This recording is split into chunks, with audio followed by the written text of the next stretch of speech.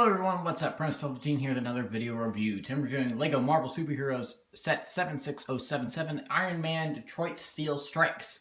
So here's the set, but really quick, let's take a look at the box. So here's the box, it's your typical box. It's the LEGO Marvel Superheroes, there's the Avengers up there, it also says Avengers down there for some reason.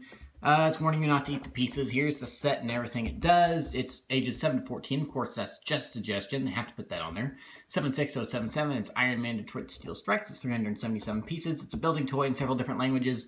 And then here are your minifigures, including the fact that Iron Man has his Power Blast thing on the back. You've got the set just showing off more stuff it can do. It looks like comic book panels here, blah, blah, blah. Go to the website. It includes a comic book. And that's pretty much all for the box. So let's dive right in, starting with Detroit Steel here. This is a pretty cool mech. I like this. It has a very interesting build, I think.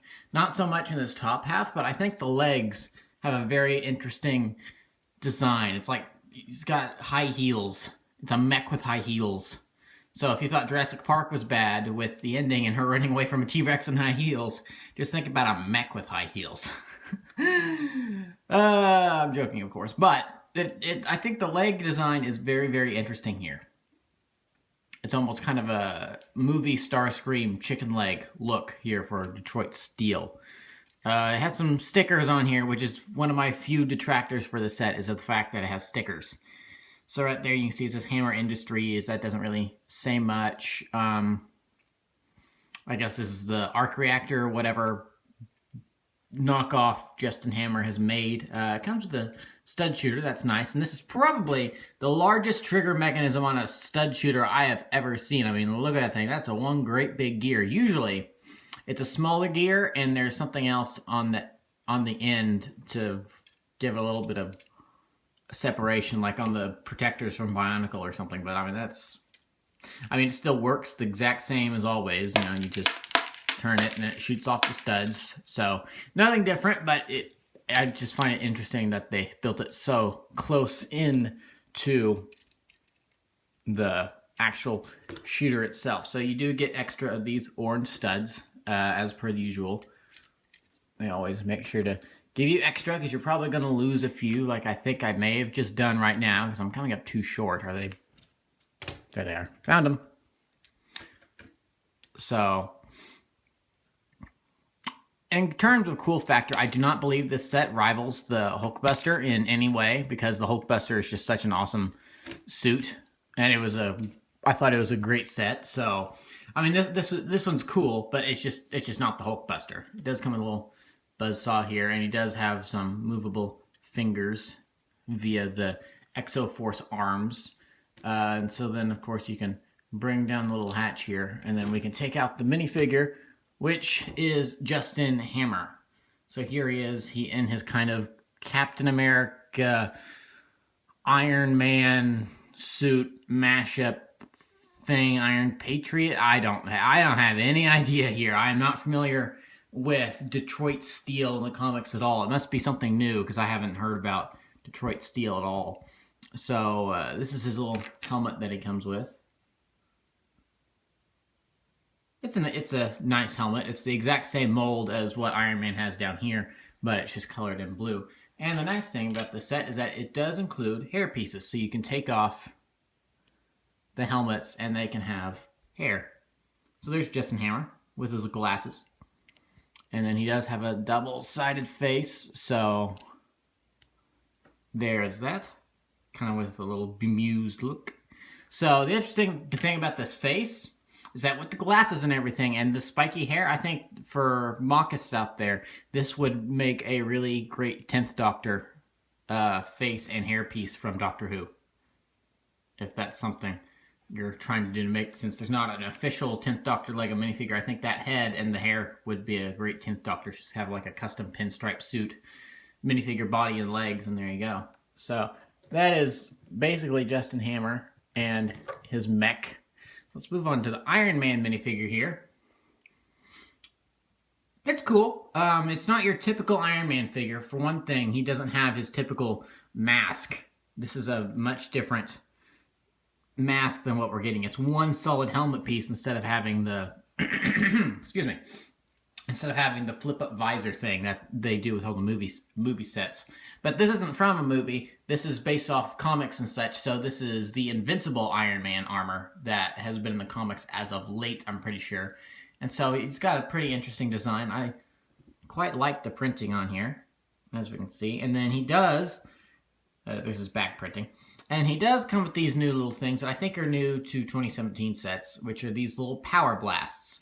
So basically, which this is a big step above the stupid little, the little launcher things that make the super jump things. Those were dumb. But, so here we have these little power blast things. So basically you just put them in the hand and then you fold it back, and very inaccurate, but they do fire out. So that's pretty cool that they include that. And it does, and while they're very inaccurate, so you'd have to get really close to be able to hit something with these, they do look pretty cool in display, because it actually kind of looks like he's doing some sort of punch, and it's the motion blur of the repulsor punch. So that's pretty cool. So underneath, it's just your typical Tony Stark face. Nothing new or revolutionary here, and he does come with a black hair piece, which is interesting because the Tony Stark minifigures that come with the movie sets, those all have brown hair, because Robert Downey Jr. has more brownish hair, while I guess Tony in the comics has more blackish hair. So, I mean, this is the same Iron Man face we've been getting since 2012. There's his Gur face. So, nothing really new or interesting there. And that's basically it for the set. Except for one thing.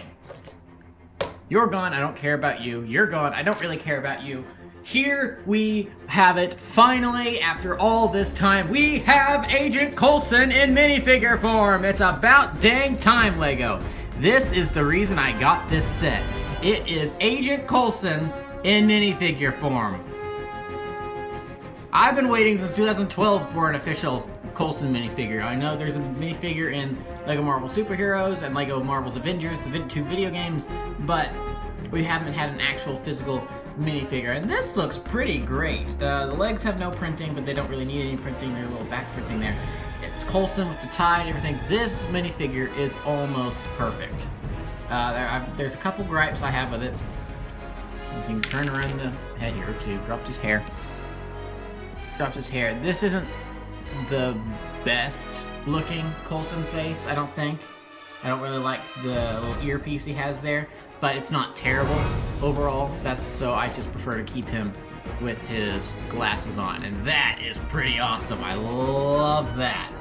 I mean, just look at that. That is Clark Gregg in minifigure form. That is so cool. Finally, we have an Agent Coulson minifigure. I'm so happy. I'm a great big fan of Agents of S.H.I.E.L.D, so to finally have a Lego Coulson, that's great. And more Agents of S.H.I.E.L.D. fan service, it's Lola! Don't touch Lola. Oh, I'm touching Lola. I actually had to build Lola. So Lola in Agents of S.H.I.E.L.D, and then it ended up being incorporated into the comics as well, as Coulson's car. It's a classic S.H.I.E.L.D. vehicle, and then it includes its function, so that you just turn these upward, and then it's a flying car. So kind of classic S.H.I.E.L.D. tech. And then it does, not included in the set, but it does have guns that pop out of the headlights. That's not a feature included in the set, but... So then, as you can see in here, we have some stickers to make it look like there's machine parts and stuff in there. It does have opening doors, which is nice. Only one seat, so you can only fit one minifigure in there at a time. Something I like is that there is, again, it's a sticker. I'm not a big fan of that, but there is at least some design to make for all the gauges that a car has, so that's pretty cool, I think. So, if I have one complaint about Lola, it is that there are these yellow pieces. I'm pretty sure those come in gray, so why didn't we get those in gray? But oh well. The fact that those are there is kind of made up for by the fact that this piece right here is not a sticker. That is a printed piece, and I'm very, very happy with that, because that meant one less sticker I needed to apply, and it didn't end up being all wonky like that one is, because as you can see, that's kind of crooked. So, oh well. So that is Lola, and then you can take Agent Coulson. It works best if you point his gun upward. And not move his hair to the side, and then you put him in Lola.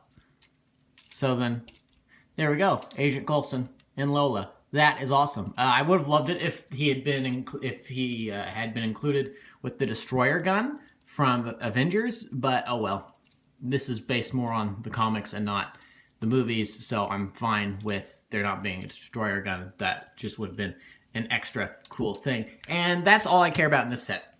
The rest of it I could lose and I wouldn't be too sad about. This is all I care about this set. No, not really.